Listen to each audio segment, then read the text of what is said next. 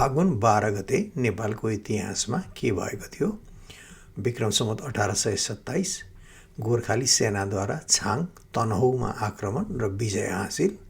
यस सम्बन्धी विवरण पूर्णिमा पत्रिकाबाट। विक्रम सम्वत 1985 गायक तथा नर्तक सुरेन्द्र विक्रम शाह सुबी शाहको धादिङको जगर ज्यामरुङ ब्यारेक थोकमा जन्म। पिता चन्द्र विक्रम शाह।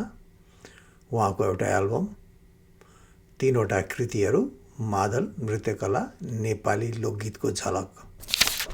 विक्रम सम्वत 1989 पिता मानबहादुर र माता राममायाको सुपुत्रका रूपमा नायक, गायक र सङ्गीतकार शिवशङ्कर मानन्दरको काठमाडौँको पाको न्यू रोडमा शिवरात्रिका दिन जन्म। शिवशङ्कर मानन्दर, नगेन्द्र हाडा, हरिप्रसाद रिमाल र नाति काशी। राजा महेन्द्रसँग नेपालमा बनेको चलचित्र आमाको नायक। चलचित्रको शीर्ष भूमिकामा शिवशङ्कर मानन्दर, भुवन थापा चन्द, चैत्य देवी, वसुन्धरा भुषाल। चलचित्र आमाको एउटा दृश्य। विक्रम सम्वत 1979 पिता गोपी कृष्ण र माता सरस्वती देवीको माइलो सुपुत्रका रूपमा गीतकार एवं चलचित्र निर्देशक यादव खरेलको खरेल थोक काभ्रेमा जन्म। उहाँको एउटा एल्बम लैबरी लै। चलचित्र प्रेमपिण्डको निर्देशन गर्दै यादव खरेल। चलचित्र आदिकवि भानुभक्तको निर्देशनमा। विक्रम सम्वत 2008 सरकारद्वारा अर्को अर्डर नभएसम्म कुनै वर्गका मानिस वा संस्थाले 4 भन्ज्याङभित्र पब्लिक मिटिङ, सभा गर्न वा जुलुस निकाल्न समेत निषेध। त्यस सम्बन्धी सूचना राजपत्रबाट। विक्रम सम्वत 2012 पिता कुलप्रसाद र माता देवरूपाका सुपुत्रका रूपमा राष्ट्रिय सभा अध्यक्ष नारायण प्रसाद दाहालको ढिकुर पोखरी लेवाडे कास्कीमा जन्म। विक्रम सम्वत 2020 परिवारको कान्छो सन्तानका रूपमा चलचित्र कलाकार सरोज खनालको चितवनमा जन्म। उनका विभिन्न समयका तस्बिरहरू। विक्रम सम्वत 2031 राजा वीरेन्द्रको राज्याभिषेक। राज्याभिषेक सम्बन्धी गोरखापत्र। त्यसबेला निकालिएको हुलाक टिकट र 13 गते त्यसै सम्बन्धी गोरखापत्रमा प्रकाशित समाचार। राजा वीरेन्द्रको राज्याभिषेकको भिडियो एकछिन हेरौँ है त।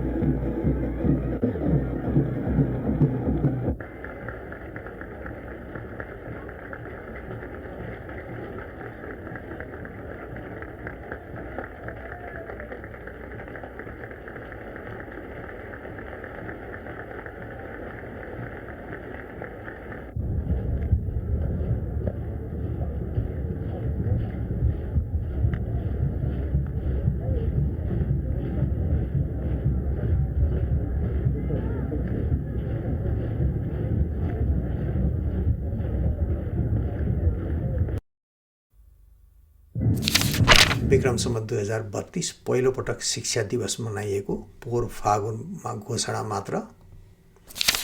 विक्रम सम्वत 2035 पिता डण्डलाल र माता मनकुमारीका सुपुत्रका रूपमा पत्रकार नारायण श्रेष्ठको घ्याल्चोक गोर्खामा जन्म।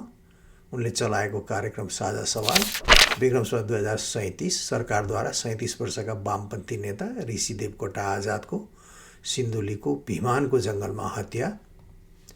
ऋषि देवकोटा जन्म 2000 सालमा सिन्धुलीको खुरकोट, जन्मेको 6 महिनामा बुबा बितेको र 3 वर्षमा आमाले छोडेको। टुरा ऋषिलाई हजुरआमा नन्दमायाले पाल्नुभएको। 2019देखि वाम राजनीतिमा। आजादको जन्मघर। विक्रम सम्वत 2040 दिपेन्द्र प्रहरी विद्यालय सागा काभ्रेको उद्घाटन। उद्घाटनको तस्बिर। त्यस सम्बन्धी समाचार। विक्रम सम्वत 2050 सुर्ती विकास कम्पनीको निजीकरण। विक्रम सम्वत 2072 पोखराबाट जोमसोमका लागि उडेको तारा एयरको विमान म्याग्दीमा दुर्घटना हुँदा 23 जनाको मृत्यु। विक्रम सम्वत 2072 गायिका तथा सङ्गीतकार पद्मा मानन्दर कादम्बरीको 80 वर्षको उमेरमा काठमाडौँमा निधन। विक्रम सम्वत 2074 प्रदेश नम्बर 6 को कर्णाली प्रदेश नामकरण, राजधानी वीरेन्द्रनगर सुर्खेत कायम। विक्रम सम्वत 2075 भाषाविद बालकृष्ण पोखरेलको 86 वर्षको उमेरमा विराटनगर स्थित निज निवासमा निधन। बालकृष्ण पोखरेल जन्म 1990 साउन 30, पिता शारदा, माता कृष्ण छाया देवी, जन्मस्थान मकवानपुरको चिसापानी गढी। रूपावासी के मन चुक्यो पोखरेल आदिबाट परिचित पोखरेललाई नेपाली भाषा र साहित्य नामक ग्रन्थका लागि गद्य विधामा मदन पुरस्कार 2021बाट सम्मानित गरिएको। श्रीमती शान्तासँग उहाँको तस्बिर। बालकृष्णसम र बालकृष्ण पोखरेलको तस्बिर। बालकृष्ण पोखरेलका केही कृति: खस जातिको इतिहास, 500 वर्ष, 25 वर्षका भाषिक चर्चा, महामानवको सपना, उकुस मुकुस, नेपाली भाषाको कथा, नेपाली भाषा र साहित्य, नेपाली निर्वचन भाग 2, नेपाली निर्वचन भाग 3, राष्ट्रभाषा, सौरी, सोधाइ र जवाफ, तेस्रो एक मुखे रुद्राक्षको खोजी, काने खुसी। उहाँको अन्तिम विदाई। विक्रम सम्वत 2077 राष्ट्रपति विद्यादेवी भण्डारीको उपस्थिति र प्राण प्रतिष्ठामा पशुपतिको मन्दिरमा 108 किलो सुनको जलहरी राखिएको।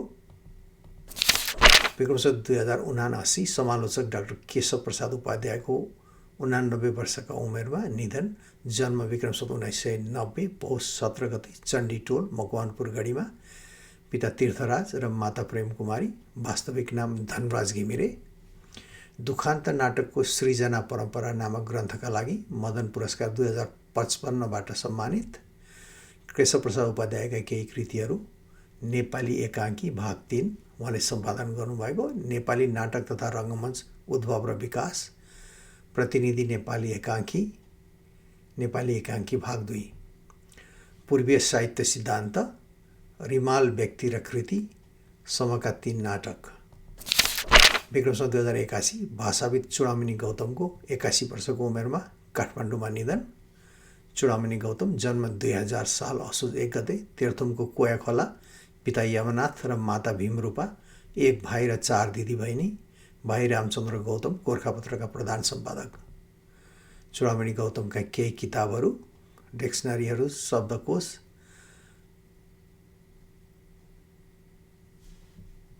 धन्यवाद।